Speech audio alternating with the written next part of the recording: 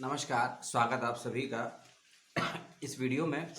26 सितंबर 2021 थोड़ी सी तबीयत खराब है, उसको छोड़ दीजिए। ठीक, 26 सितंबर 2021 को दिल्ली विश्वविद्यालय की प्रवेश परीक्षाएं आयोजित होने वाली है, तो उसी सिलसिले में आपके लिए वीडियो लेकर आया हूं। कुछ आपके सवाल थे, कुछ शंकाएं थीं और कुछ 23 और 24 सितंबर को खासकर एमफिल और पीएचडी के एंट्रेंस से पहले जो नया ईमेल आया है कुछ बच्चों को कि एग्ज़ाम देना है कि नहीं देना है, खासकर एग्जाम्प्टेड कैटेगरी वालों को, उन्हीं के कुछ सवालों के समाधान देने का प्रयास करूंगा और एग्ज़ाम के विषय में भी थोड़ी सी बातचीत करूंगा आपसे।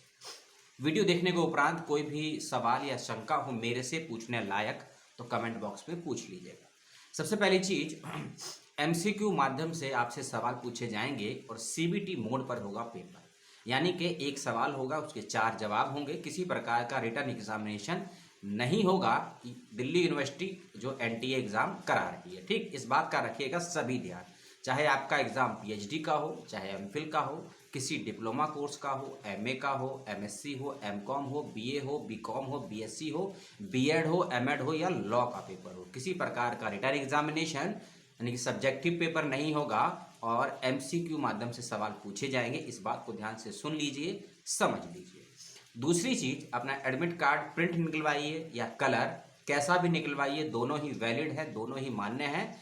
एक बात का ध्यान रखिएगा, जो भी डिक्लेरेशन है कोविड को लेकर और एग्जामिनेशन सेंटर पर पहुंचने के जो भी नियम कानून उनको ध्यान से पढ़ लीजिएगा और उसका भी प्रिंट आउट निकाल लीजिएगा।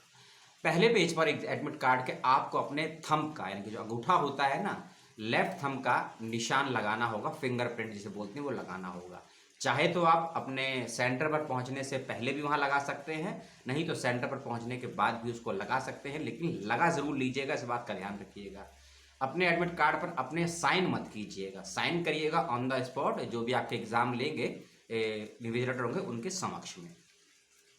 हाँ, एक सवाल और आके नेगेटिव मार्किंग होगी। जी हाँ, बिल्कुल नेगेटिव मार्किंग रखी गई है 0.25 की। 0.25 का मतलब है कि यदि कोई सवाल 4 नंबर का है और सही सवाल होने पर आपको यदि 4 नंबर मिलते हैं तो गलत जवाब होने पर तो आपका 1 नंबर काट लिया जाएगा। इसको ऐसे समझिए, यदि आपने 12 सवालों के जवाब दिए हैं तो 12 चौक 48 आपके नंबर हो जाते हैं, लेकिन उन 12 में से यदि आपके मान लीजिए 6 सवाल गलत हो गए, ठीक है, यदि 6 सवाल गलत हो गए और 6 सही हैं तो 6 सही हैं मतलब 6 चौक 24 नंबर आपके, और 6 सवाल गलत है तो 24 में से 6 नंबर आपके काट दिए जाएंगे तो आपको मिलेंगे 18 नंबर। इसको और समझिए कि मान लीजिए आपने 50 क्वेश्चन अटेम्प्ट किए, ठीक है, 50 चौके हो जाते हैं 200 नंबर, और 50 सवालों में जो आपने अटेम्प्ट किए हैं तो मेरिट आपकी जो बनेगी वह 400 में से 200 में से बनेगी, लेकिन उन 50 में से आपके मान लीजिए 20 सवाल गलत हो जाते हैं।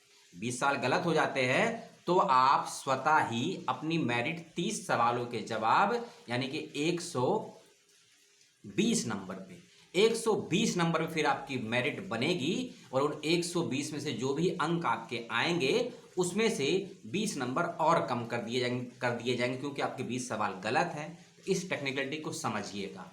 एक सवाल और आया कमेंट में कि सर 11, 12 और 13 सितंबर 2021, 22, 23 और 24 सितंबर 2021 दिल्ली विश्वविद्यालय ने कुछ कैंडिडेट को ईमेल और कुछ को मैसेज किया था कि आप एग्जामिनेशन देने के लिए अपने एग्जाम सेंटर का चयन करें, और उन सभी बच्चों को ईमेल गया होगा अधिकांशतः, ऐसा मेरा अनुमान है कि जिनका नेट क्वालिफाई है, जेआरएफ क्वालिफाई है, गेट क्वालिफाई है या फिर सेट क्वालिफाई है, ठीक, कि वे बच्चे एग्ज़ाम देना चाहते हैं या नहीं देना चाहते हैं। उनको एक ईमेल पर लिंक गया होगा गूगल फॉर्म का, उसको भरकर आपको सबमिट करना होगा। जो पहला वाला लिंक आया था उसकी डेट थी 13 सितंबर शाम 6 बजे तक, और जो दूसरी बार ईमेल किया है उसकी डेट और टाइमिंग थी 24 सितंबर शाम 6 बजे तक।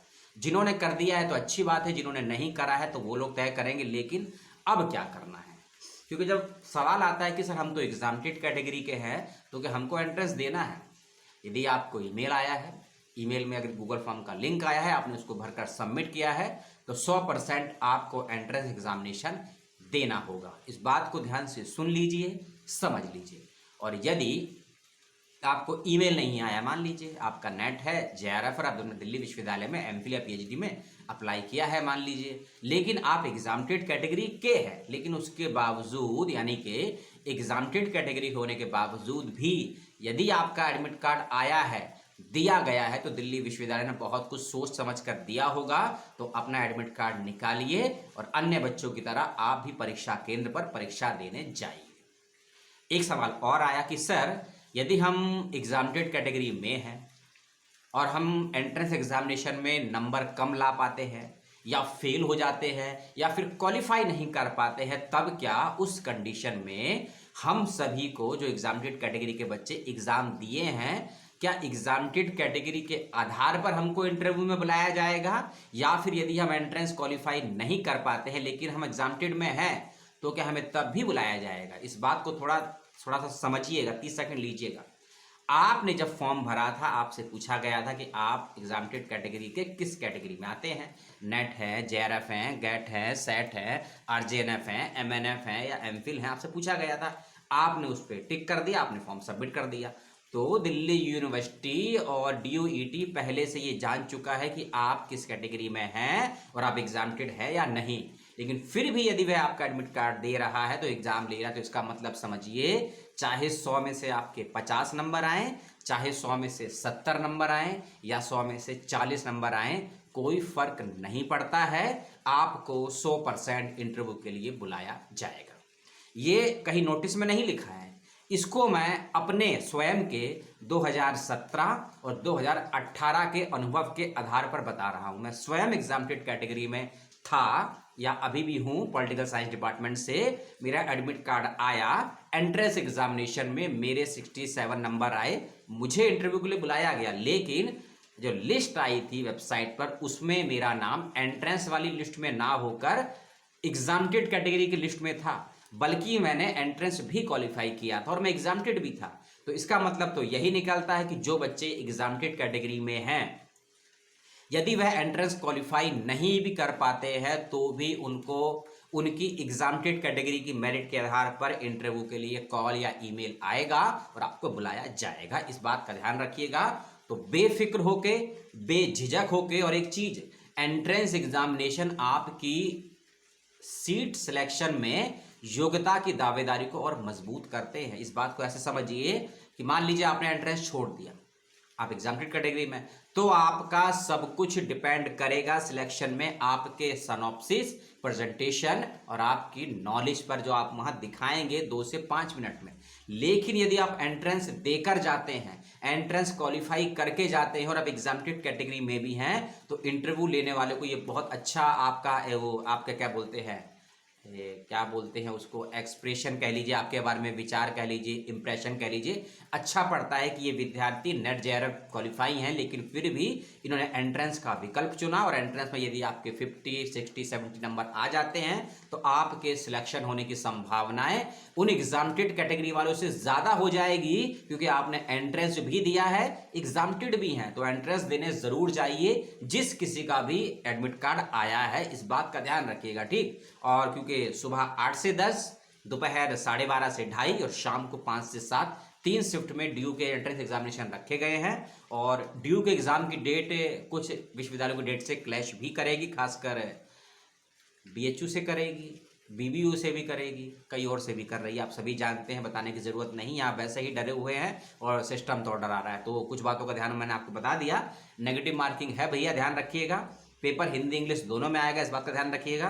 पेपर की लैंग्वेज थोड़ी ऊट पटांग लगेगी आपको, क्योंकि गूगल ट्रांसलेट है और गूगल ट्रांसलेट की अपनी ही भाषा होती है, ठीक। तो हिंदी की भाषा समझने के लिए आपको इंग्लिश की हेल्प लेनी पड़ेगी, क्योंकि इंग्लिश थोड़ा अच्छी लगती है, या कहे कि उसके शब्द ज़्यादा अच्छे हैं। खासकर जो रिसर्च के क्वेश्चन आपसे पूछे जाएंगे या फिर जो बच्चे यूजी पीजी का दे रहे हैं उनसे जो पैडागोजी या टीचिंग पूछा जाएगा या रीजनिंग पूछे जाएगी, उसके सवालों की भाषा आपको हो सकता है समझ में ना आए, विचलित करे। तो उस कंडीशन में आप उस सवाल का हिंदी के बजाय इंग्लिश अनुवाद देखेंगे तो आपको सवाल के जवाब देने में ज़्यादा सुविधा होगी और ज़्यादा आसानी होगी। पेपर नॉर्मली 120 मिनट 2 घंटे का होगा, किसी प्रकार का एक्स्ट्रा टाइम नहीं मिलेगा पीएच कैंडिडेट को छोड़कर। पीएच कैंडिडेट को हो सकता है 150 मिनट या 180 मिनट दिए जाएंगे। और हाँ, पीएच कैंडिडेट वाले बच्चे ध्यान रखें, इसी वीडियो के डिस्क्रिप्शन बॉक्स में मैंने एक पीडीएफ फाइल का लिंक अटैच किया है, 17 पेज का है। उस PDF फाइल के लिंक में लास्ट के 2 पेज नंबर 14 मैं देख लेता हूँ, 15, हाँ 14, 15, 16 इन 3 पेज का प्रिंट आउट आप लोग निकाल लीजिएगा। Page number 14, 15, 16। वैसे ये प्रिंट आउट आपको सेंटर पर भी मिलेंगे, लेकिन रिस्क मत लीजिए। जो बच्चे PH कैंडिडेट हैं तो उनको राइटर की आवश्यकता पड़ती है पेपर लिखने के लिए, तो उसको राइटर के लिए आपको एक NOC या एक सर्टिफिकेट की आवश्यकता पड़ती है। उसका फॉर्मेट दिल्ली विश्वविद्यालय ने दिया है, उसका लिंक इसी वीडियो डिस्क्रिप्शन में दे दिया गया है, उसका प्रिंट आउट ले लीजिएगा और एग्जामिनेशन सेंटर पर एडमिट कार्ड और इस अंडरटेकिंग को, एप्लीकेशन फॉर्म को भी साथ लेकर जाइएगा। और जो भी आपका एग्जाम लिखने राइटर आएंगे उसको भी इसमें डिटेल इसमें भरनी है। और कहिएगा जो भी आपके साथ एग्जाम देने जा रहे हैं आपके राइटर, वह अपना ID प्रूफ यानी कि चाहे वोटर कार्ड, आधार कार्ड, ड्राइविंग लाइसेंस या पासपोर्ट या कुछ भी ऐसा सरकारी कागजात हो जिससे उनकी नागरिकता की, भारतीयता की पहचान हो सके, साथ में रखिएगा। और जो एग्जाम दिला रहे हैं जो बच्चे PH हैं वे भी अपना रखिएगा। ऐसा नहीं होगा कि जो राइटर लेकर आएंगे उनका अगर ID प्रूफ नहीं हुआ उनके पास तो आप एग्जाम उनसे नहीं दिलवा पाएंगे, नहीं लिखवा पाएंगे। इस बात को ध्यान रखिएगा। और थंब इम्प्रेशन का ध्यान रखिएगा। पैड जो होता है ना इंक वाला, साथ लेकर जाएंगे तो अच्छा है, नहीं लेकर जाएंगे तो वहाँ मिल जाएगा, लेकिन नहीं मिला तब क्या करेंगे, आपका समय खराब होगा और टेंशन अलग से होगी। तो यही छोटे से सवाल थे और सभी को बहुत बहुत शुभकामनाएं। 26 सितंबर से लेकर 1 अक्टूबर तक हो सकता है एग्ज़ाम चलें आपके, कुछ नया चेंज होगा तो पता लग जाएगा। पेपर धैर्य से दीजिएगा, ध्यान से दीजिएगा और एग्जामिनेशन सेंटर पर टाइम से पहुँच जाइएगा। ये NTA है। 15 मिनट नहीं, 5 मिनट की देरी होने पर भी आपको सेंटर के अंदर एंट्री नहीं मिलेगी। चाहे यूनिवर्सिटी के रजिस्ट्रार से बात करिए आप, चाहे वाइस चांसलर से या डीन से या हेड से, एंट्री नहीं तो नहीं। इसीलिए जो भी आपका रिपोर्टिंग टाइम और गेट क्लोजिंग टाइम दिया है उसका बेशक ध्यान रखिएगा, खासकर मॉर्निंग शिफ्ट के बच्चे, क्योंकि 8 बजे पेपर है, 7:30 बजे आपको रिपोर्ट करना है, 7 बजे रिपोर्ट करना है और 7:30 बजे गेट क्लोजिंग टाइम है, आधा घंटा पहले। और गेट उसके बाद नहीं खुलेगा, मतलब नहीं खुलेगा। चाहे अपना ट्रैवलिंग का इशू बताइए, चाहे मेडिकल का इशू बताइए, या कहीं दूर से आए हैं, कोई सुनने वाला नहीं है, उस समय ये बहाने ही लगते हैं। पेपर ध्यान से दीजिएगा। पेपर हिंदी में आएगा या इंग्लिश में आएगा इसकी मैं गारंटी नहीं ले सकता हूँ। कुछ पेपर हिंदी इंग्लिश में आते हैं, कुछ ओनली हिंदी में आते हैं, कुछ इंग्लिश में आते हैं। तो पेपर किस भाषा में आएगा ये तो मैं भी नहीं कह सकता हूँ। हाँ, हिंदी का हिंदी में आएगा, इंग्लिश का इंग्लिश में आएगा, अन्य विषयों की जानकारी मुझको नहीं है। इस वीडियो में इतना ही। अगले वीडियो की बात करेंगे जो नया अपडेट आया है एक और सेंट्रल यूनिवर्सिटी को लेकर, उसके सिलसिले में, और आपके कुछ सवालों के जवाब। मेरे लिए कोई सवाल, कोई सुझाव, कोई जानकारी आपके पास हो शेयर करने वाली, कमेंट बॉक्स में इसको छोड़ दीजिएगा। और पुनः बहुत बहुत शुभकामनाएं।